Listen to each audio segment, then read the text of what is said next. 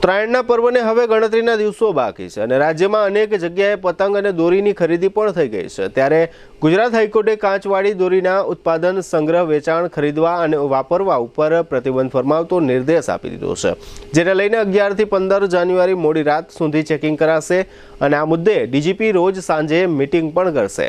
ઉત્તરાયણના તહેવારમાં અને તે પહેલા જ પતંગ ઉડાડવાનું શરૂ થઈ જાય છે, જેના કારણે ચાઇનીઝ દોરી અને ગ્લાસ કોટેડ માંઝાથી અનેક લોકો ઘાયલ થતા હોય છે।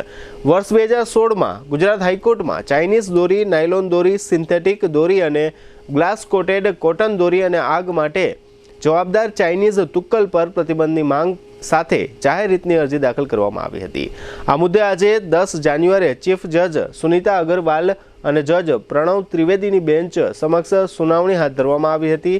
આજની સુનાવણીમાં કોર્ટમાં અમદાવાદના કોટન માંઝા ઉત્પાદકો આવ્યા હતા, જેમને જણાવ્યું હતું કે આ કોર્ટે અગાઉ આપેલા નિર્દેશો અને એનજીટીના આદેશમાં કોટન માંઝા ઉપર પ્રતિબંધ નથી, ફક્ત ચાઇનીઝ માંઝા અને નાયલોન દોરી ઉપર પ્રતિબંધ છે, જેથી હાઈકોર્ટે 8 જાન્યુઆરી 2025ના હુકમમાં નાયલોન દોરી અને ગ્લાસ કોટેડ દોરી ઉપર પ્રતિબંધના નિર્દેશો આપ્યા હતા।